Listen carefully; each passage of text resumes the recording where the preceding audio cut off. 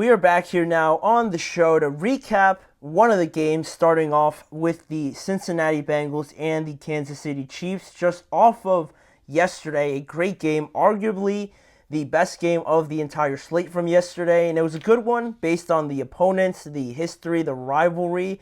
What was said leading up into this game were all talking points on what we brought up here on the show, and it didn't disappoint. An awesome game between the Bengals and the Chiefs. The Chiefs end up winning this game at the buzzer after a Harrison Butker field goal to win it there in the last seconds with a final score of 26-25 in favor of the Chiefs.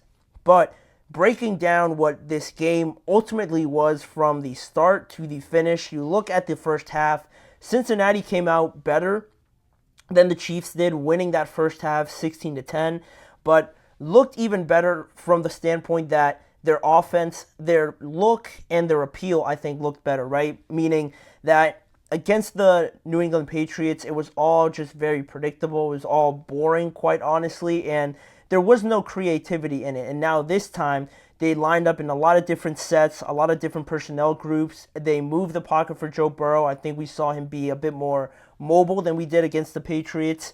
And it just wasn't so stagnant anymore. It wasn't so just hike the ball, stand in the pocket, throw it, then run it back like 10 different times in the span of 3 drives or something like that. This time, it was a lot harder to game plan against, which you need going up against a Steve Spagnuolo defense. So I thought they did better, and they started off the game better, quite frankly, winning that first half, limiting the Chiefs to only 10 points. And from that point on, you look at that being the starting point of this, with that being the starting point of all of this, like I said, it was all really without Jamar Chase, right? He wasn't a prominent figure in the game until later on, but he finished the game with 4 receptions for 35 yards, and not only was that, maybe not ideal, but you did get some more contributions out of other guys. Iosivas had 2 touchdowns.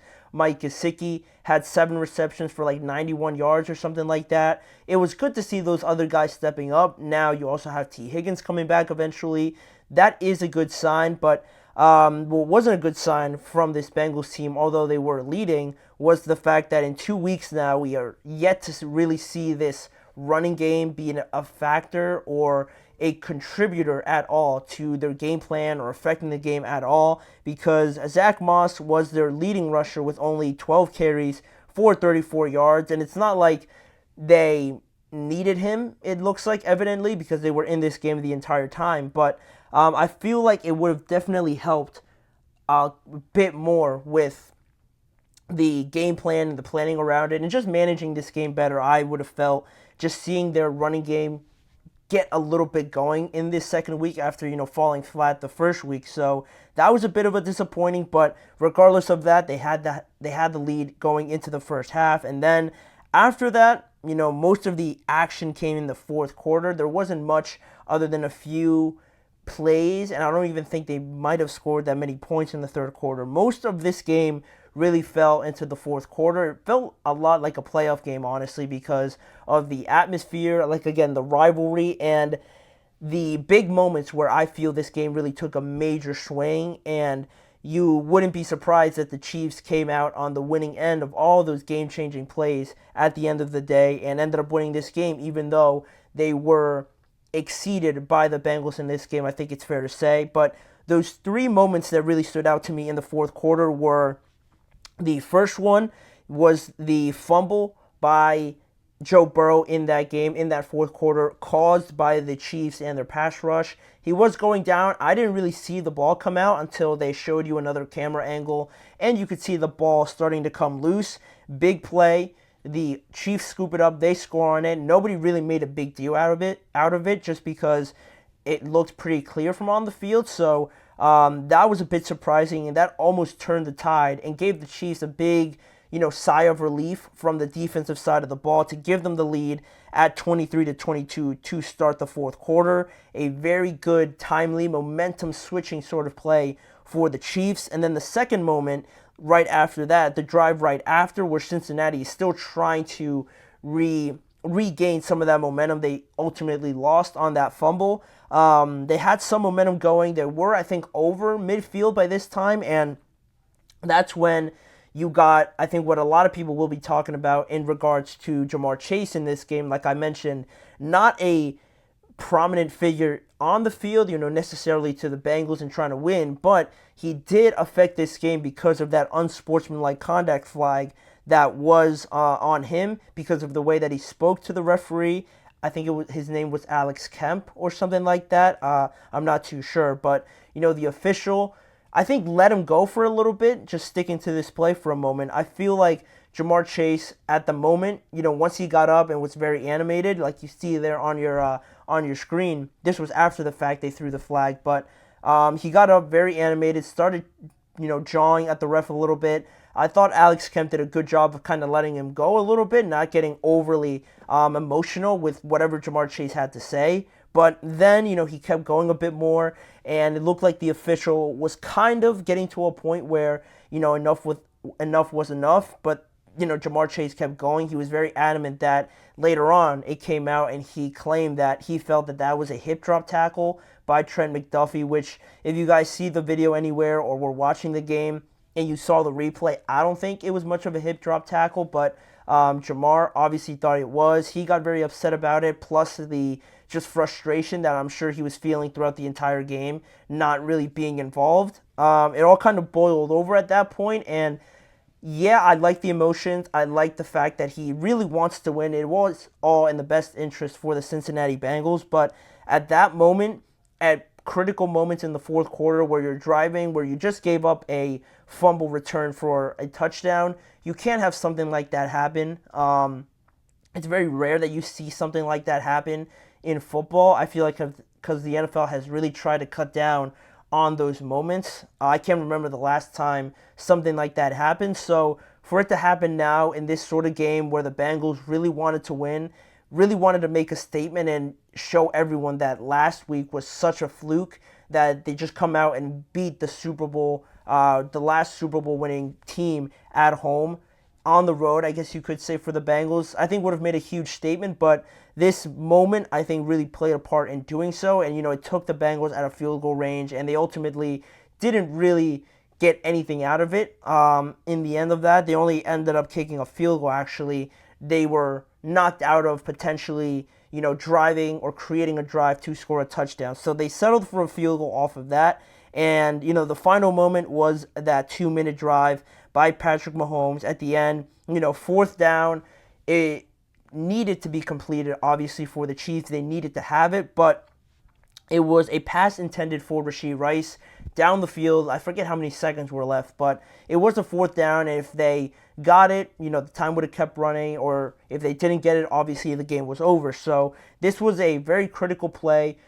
Patrick Mahomes rolls left a little bit, just throws it up to Rashee Rice, trying to get a completion, and I forget the Bengals player's name, the secondary player, but he gets there just a fraction of a second too early. He knocks into Rashee Rice from the back, and, the ball goes flying over their heads, and the officials call a pass interference, which is just a dream for this Chiefs team because, right, a fourth down to get just bailed out completely like that by the officials and just be on the other side of the field where Harrison Butker is as automatic as it gets. It's just a killer, heart-sinking moment for all Bengals fans. And on that play, or that pass interference call, I felt like it was a good call. I thought it was the accurate call to make.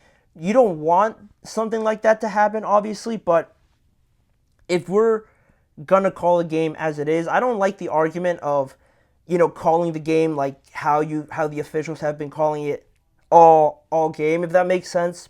Because a lot of times when you hear teams say, oh, the officials are letting the guys play today, or they're getting extra physical today, the refs are really letting them, go at it, that's all fine for a moment, but I don't think that should dictate how they call the entire game. If a call is a pass interference or a holding or, hands to the face or something like that, roughing the passer, make the call because that is the call to make. I don't think the moment or anything else should really dictate how the officials officiate the game. If it is the call there and it is the right call to make, just make it regardless of the implications. And I felt the officials really did that with this call. A lot of people aren't going to like it, just because I think it is the Chiefs and, there is something there of the officials. It always feels like they're helping them, regardless of what people think. I thought the call was right, so it was a crusher for the Bengals. Obviously, they go on to lose the game because of that field goal. But the Chiefs didn't play great in this game. It's weird because